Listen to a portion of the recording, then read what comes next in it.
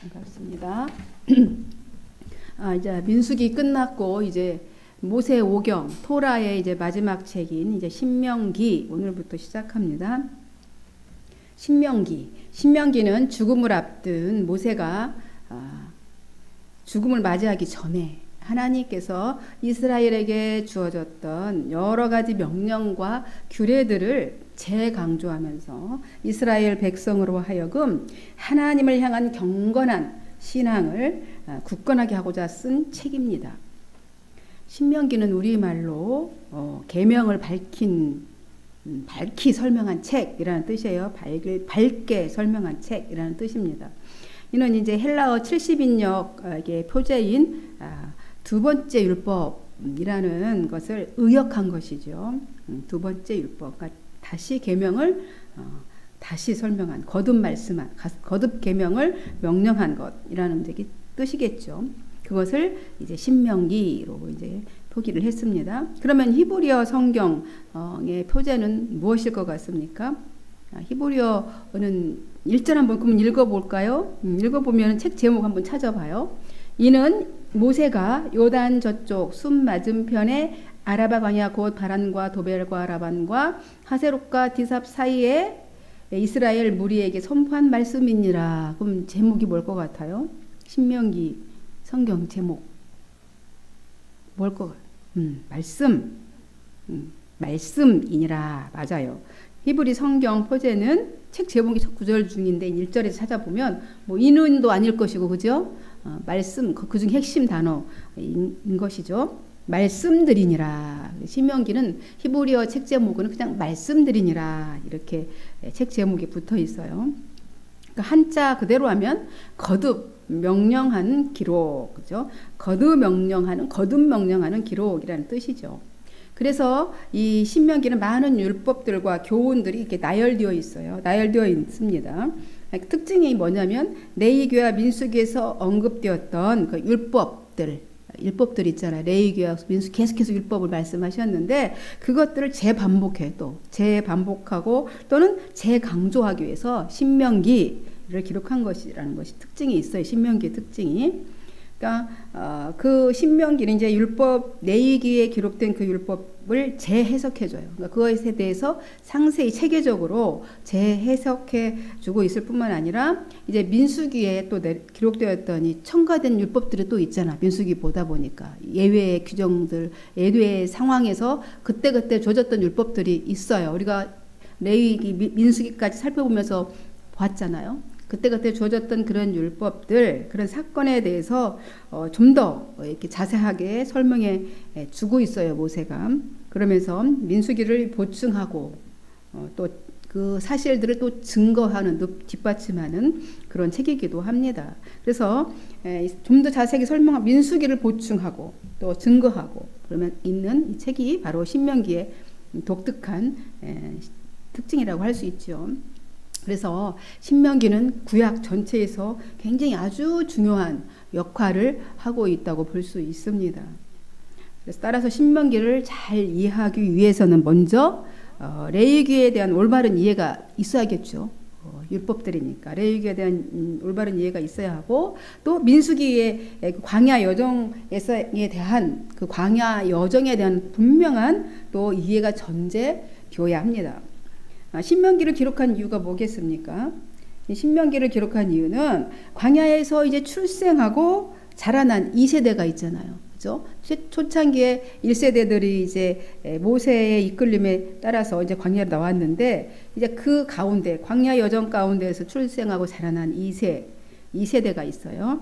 또는 이제 새로운 세대들을 재교육해야 되잖아요. 재교육하기 위해서 또 신명기를 기록한 것이지요.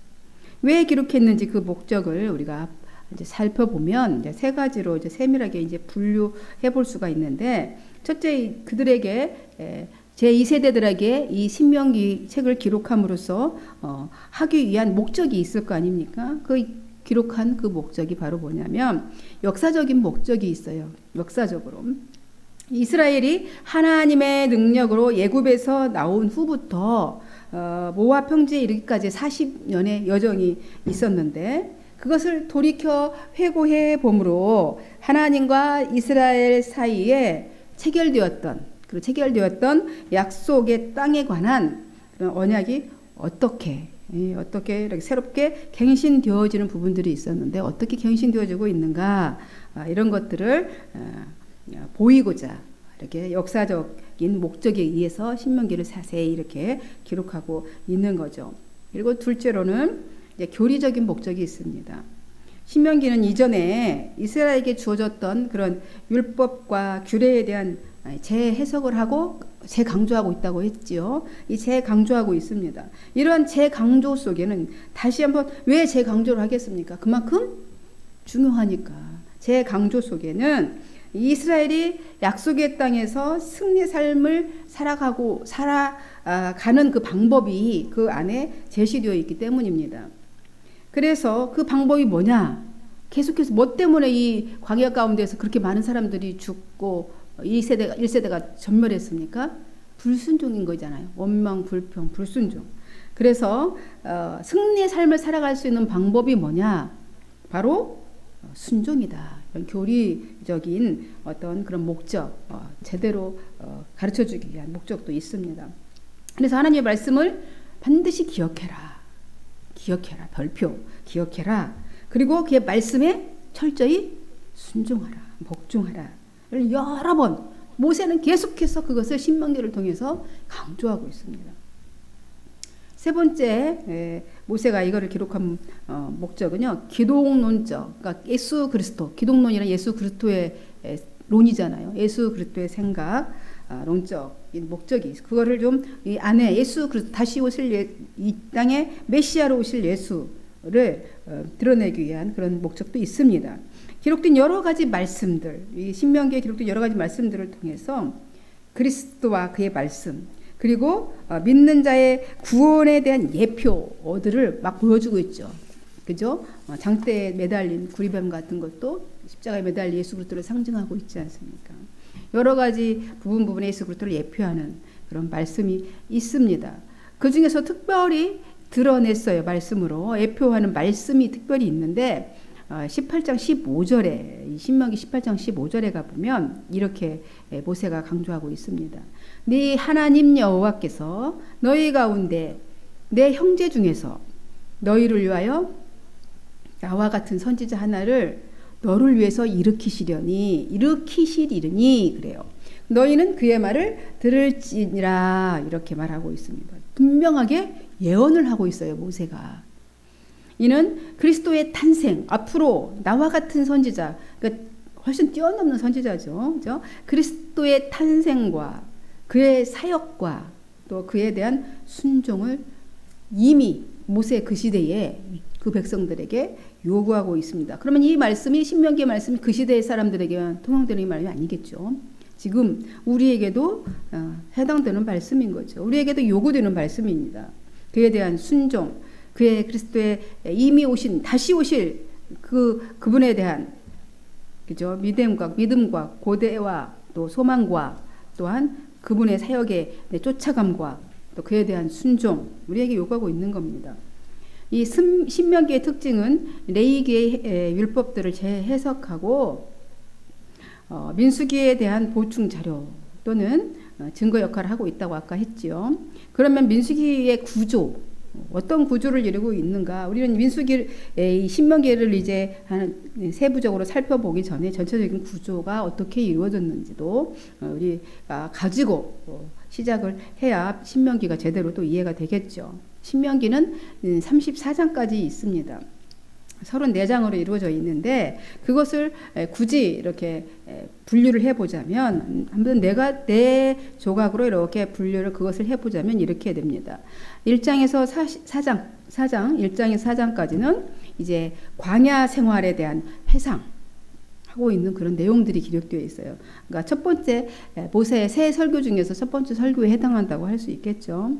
그 다음에 5장에서 26장까지는 이미 레위기에서 받았던 출애굽기에서 받았던 그 계명들에 대한 재강조, 출애굽기 19장 이후에 받았던 그 계명들을 재강조하고 있어요. 그리고 27장부터 30장까지는 앞으로 미래를 좌우할 것 선택하라. 순종 어떻게 불순종하면 어떻게 되고 순종하면 어떻게 되는지 분명하게 보여주고 좌우에 선택하라는 것이고요. 그리고 31장부터 34장까지는 모세의 유언, 마지막 유언과 그의 죽음, 34장 가면서 모세의 죽음으로 이렇게 나눠져 있습니다.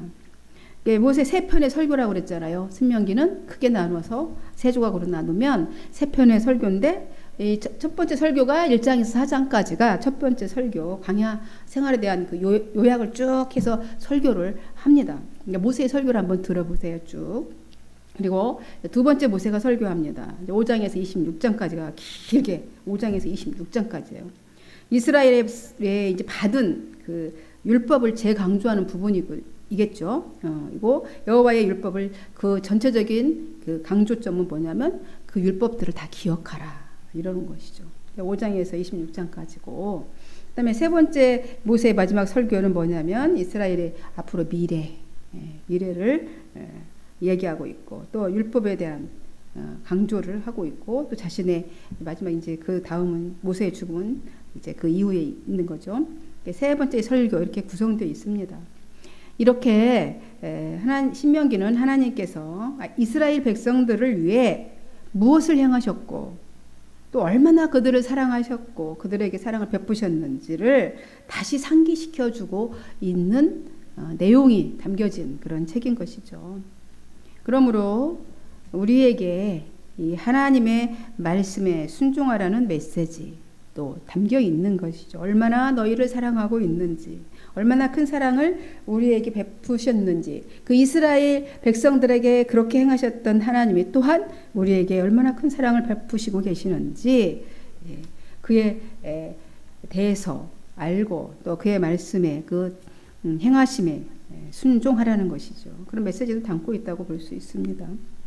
여러분, 출애굽하고 이제 광야 40년 지나는 동안 이제 1세대 모세와 여호수아와 이제 갈렙을 제외한 모든 사람들은 다 죽었습니다. 이제 시내산에 율법을 들었던 것은 1세대들이었습니다. 그렇죠? 이제 다음 세대들은 아직 태어나지 않았거나 율법 들을 때에 아니면 아직 어렸을 때 그 율법들을 받았겠죠. 그래서 율법에 대한 이해가 전에 들었겠지만 그래도 한 단계 건너오면 아무래도 그 이해가 좀 적었을 것이고 이제 그들이 다 이제 성인이 되었어요. 어른이 되었습니다. 40년 동안 광야 생활 하면서 되었어요. 모세는 이제 이들에게 하나님이 택하신 하나님의 백성 너희는 이렇게 40년 동안 광야를 거쳐 이렇게 온 너희들은 하나님이 택하신 하나님의 백성이다 라는 것을 다시금 일깨워 준 것이죠. 그리고 하나님의 통치를 받는 너희들, 그러니까 이스라엘 민족들은 율법을 가진 민족이다 라고 하면서 그 위대한 민족이다. 하나님의 율법을 받은 민족이다. 율법 받은 민족 대단한 거죠. 하나님의 법을 받은 사람들이니까. 하나님의 법을 우리에게 주셔요. 엄청난 것이잖아요. 하나님의 율법 가진 그 하나만으로도 대단한 것이죠. 가진 민족이다. 강한 정체성, 민족의 정체성을 이제 심어주죠. 그래서 그 강한 정체성을 가지고 그 믿음을 가지고 이제 하나님의 나라를 이루어갈 수 있도록 모세가 이렇게 심겨주고 있는 거죠. 이제 가나안 땅을 정복하기 위한 전쟁이 이제 임박해 있잖아요. 지금 어디에 있어요? 모압 평지, 여리고 맞은편. 이제 그 요단강만 건너면 바로 가나안 땅이죠. 그래서 이제 그 임박해 있어요. 전쟁을 눈앞에 두고 있고 이제 모세는 자신의 죽음을 개인적인 자신의 죽음을 또한 임박해 있어요. 눈앞에 두고 있습니다. 죽음이 임박해 있는 이 순간에 이제 이미 자기 정신적인 다들 유로자였던 누나 미리암도 이미 세상을 떠났고 형 아론도 이미 떠났죠. 세상을 떠났습니다. 이제 자신이 마지막으로 떠날 차례가 된 것이죠. 이제 자신이 죽기 전에 하나님이 주신 이제 율법들을 통해서 그 이제 가나안 땅에 들어갈 백성들을 이제 영적으로 이제 무장해야만 한 것이죠. 했습니다. 모세가 자신은 이제 입성 거절을 당했죠. 하나님 너는 들어가지 못하리라. 가나안 땅에 들어가는 걸 이제 거절당했지만 이제 약속한 땅에서 세울 하나님의 나라, 새 나라를 위하여 이제 자기가 해야 될 마지막 사명, 그것을 감당하고자 한 것입니다. 역시 위대한 지도자 모세인 것이죠. 그런 생각이 듭니다. 정말 위대한, 역시 모세다. 역시 위대한 지도자 모세다라는 생각이 듭니다. 끝까지 자신에게 맡겨진 사명을 다하는 모습을 보여주고 있습니다. 자신은 비록 하나님으로부터 거절을 당했잖아요. 거절을 당해서 약속의 땅에 들어가지 못합니다. 그러더라도 이제 자기 민족은 반드시 들어가서 이제 그 땅을 차지해야 했습니다. 왜냐하면 반드시 땅을 차지해야 돼요. 왜냐하면 하나님께서 약속하신 말씀이기 때문에 하나님의 말씀이 성취되어야 되니까, 반드시 되어야 되니까 그것을 성취되기 위해서 이렇게 마지막 자기의 최선을 다해 죽음을 앞두고 이 율법을 재해석하고 다시 재조명하고 강조하고 있는 것이죠. 모세는 하나님이 이를 위하여 자신을 부르셨다는 것을 알고 있습니다. 그러니까 그 사명을 다 하려고 하는 거죠. 그래서 그의 삶은 온전히 하나님을 위한 삶이었을 뿐만 아니라 온전히 자기 백성, 택한 이스라엘 백성들을 위한 삶이었던 것이죠. 죽는 순간까지. 이제 마지막으로 모세는 이제 지난 여정을 회고합니다. 하나님께서 백성들에게 내려주신 율법은 어디서 줬습니까? 대부분 시내산에서 줬죠. 시내산에서 율법들은 대부분 주셨습니다. 거의 기본적인 율법들이 다 주어졌어요. 이제 그 후에 시내 광야를 통해서 가데스 바네아에서 또 율법이 또 주어졌고, 모압 평지에서도 또 부분적으로 그 슬로보아스 딸들에 대한 율법이라든지 그리고 갖가지 그런 법들이 또 주어졌습니다. 이 모든 율법을 모세는 이제 어떻게 해야 돼요? 종합적으로 다 수합해서 체계적으로 그 율법을 이제 재선포해야 될 그런 아주 막중한 그 일을 해야만 하는 것이죠. 그래서 그것들을 백성들이 알기 쉽게, 행하기 쉽게 잘 받아들일 수 있도록 잘 정리해서 이것을 선포해 줘야 될 그런 사명이 모세에게 있는 겁니다. 얼마나 그 노인이잖아요. 120살이 되어진 노인인데 그 일을 감당하기가 쉽지는 않았을 겁니다. 사력을 다해서 나머지 모든 자기 지력과 뭐를 다 영역과 체력을 다 동원해서 아마 이 일을 해내지 않았을까 싶습니다. 약속의 땅, 새 나라에서는 반드시 있어야 할 조건, 이것이 법이 있어야 되는 거죠. 새 나라의 일은 새 법이 있어야 되죠. 왜냐하면 통치의 조건이니까 통치의 조건이 주어져야 되는 것이죠.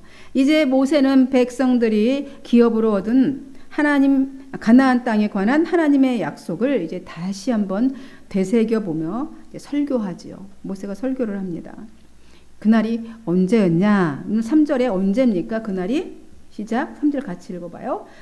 40째 해 11째 달 그 달 첫째 날에 모세가 이스라엘 자손에게 여호와께서 그들을 위하여 자기에게 주신 명령을 다 알렸으니 이랬어요. 둘째 해, 그죠? 그날이 언제라고요? 40째 해, 그죠? 40째 해 11째 달 그 달 첫째 날. 그러니까 쉽게 말하면 애굽 떠나온 지 그러니까 40년 된 해, 그리고 11월 1일이라는 얘기죠. 애굽 떠나온 지 40년 된 해에 11월 달 1일에 지금 이것을 모압 평지에서 모세가 이 율법대로 재선포하고 있는 것이죠. 이때가 언제냐면 4절 5절이에요. 그 시기가 언제적이냐라고 얘기하냐면 시기를 보면 그때가 모세가 헤스본에 거주하는 아모리 왕 시온을 쳐 죽이고 에드라에서 아스타롯에 거주하는 바산왕 옥을 쳐 죽인 후라. 모세가 요단 저쪽 모압 땅에서 이 율법을 설명하기 시작하였더라. 그랬어요. 그러니까 모압 아모리족 속의 왕 시온과 바산왕 옥을 다 쳐 죽인 후에, 그러니까 지금 모압 평지에 있을 때 40년 된 해에 11월 1일에 지금 이야기를 선포한다 이렇게 얘기하는 것이고 하는 것이지요. 분명하게 시기와 일자. 이거 역사적인 증거를 드러내고 있습니다.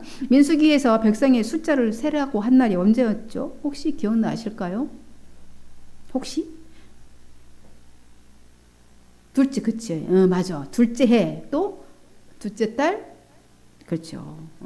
우리 왜냐하면 2월 1일은 잊을 수가 없죠. 왜냐하면 우리 성경 통독을 2월 1일부터 시작하니까 한만교회가 2월 1일 둘째 2월 1일부터 성경 통독 시작합니다. 한만교회가.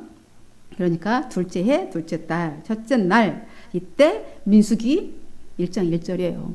다 연관되죠. 1장 1절 둘째 해, 둘째 달, 첫째 날에 숫자 세라 출발해서 지금 마지막 설교를 40년 된 해 11월 1일에 모세가 설교를 하고 있습니다.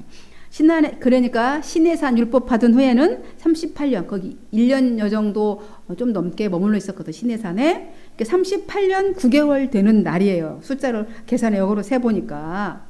쓸데없이 이런 걸 막 세봅니다, 제가. 이제 모세는 죽음을 앞두고 있습니다. 그가 마지막으로 해야 할 일이 있었습니다.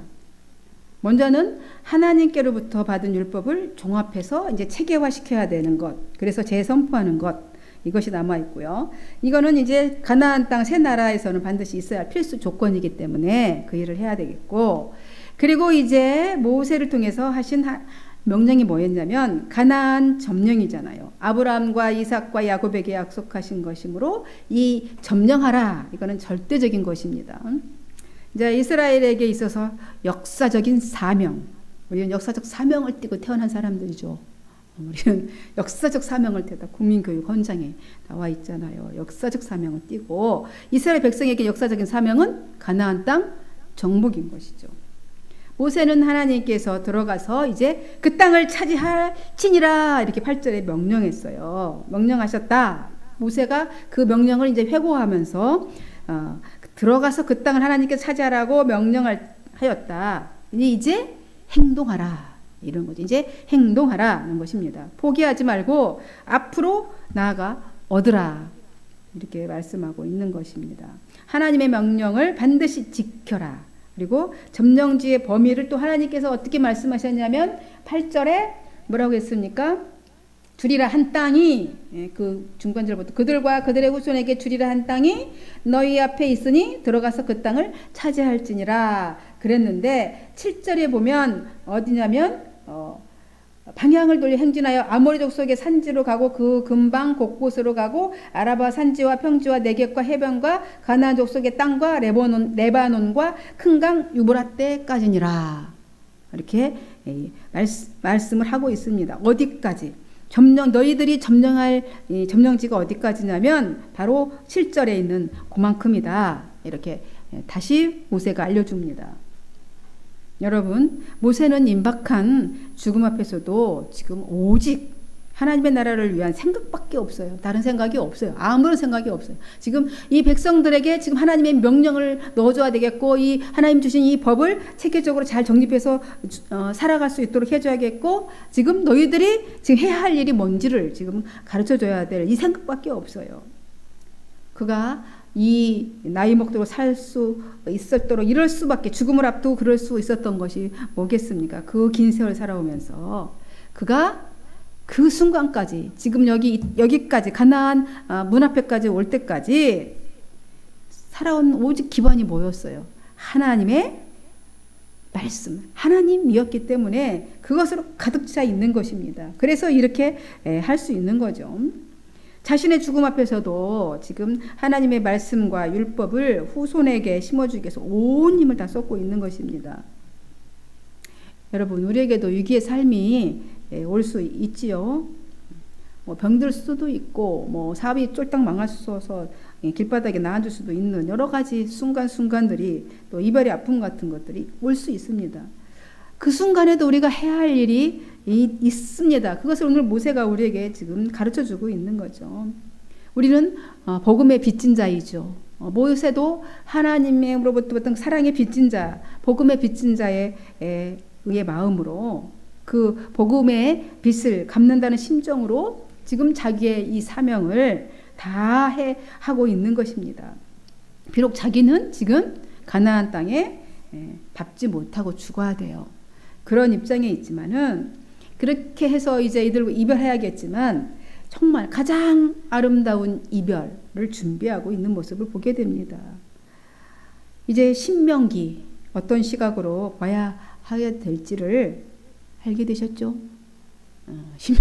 신명기를 어떻게 봐야 될지 이제 이런 맥락에서 보면 신명기가 이제 읽으면 술술술 이해가 되고 풀어지는 겁니다. 그래서 이 서론이 굉장히 중요한 거예요. 어떻게 이 책을 읽어가 나갈 것인가. 이제 임박한 죽음 앞에 있는 이 모세의 심정을 담은 유언의 설교들 이 세 편을 들으면서 앞으로 놀랍고 아름다운 감동들이 순간순간 체험되기를 기대합니다. 감사하고 기도하겠습니다. 하나님 아버지 감사합니다. 오늘부터 이제 신명기의 말씀을 시작했습니다. 주님 매번 말씀을 볼 때마다 이해가 안 되고 볼 때마다 어려운 말씀들이지만 그때마다 깨우쳐 주시고 알게 해 주셔서 하나님이 우리에게 하시고자 하는 말씀들을 조금이라도 깨달아가는 은혜 가운데 있게 된 것을 생각하며 감사함을 드립니다. 이제 신명기 시작했습니다. 한 주 한 주 갈 때마다 주님이 성령을 통하여서 친히 인도하여 주시고 알게 해 주셔서 신명기를 통한 하나님의 뜻, 하나님의 행하심, 하나님의 또한 앞으로 이루실 일들을 저희들이 밝히 알아서 이 땅에 살아갈 때에 저희를 통하여서 그리스도가 드러나도록 또 신명기의 말씀이 살아 움직이도록 하나님 역사하여 주시기를 간절히 소망합니다. 감사드리고 영광 올려드리며 그리스도이신 예수님의 이름으로 기도하옵나이다. 아멘.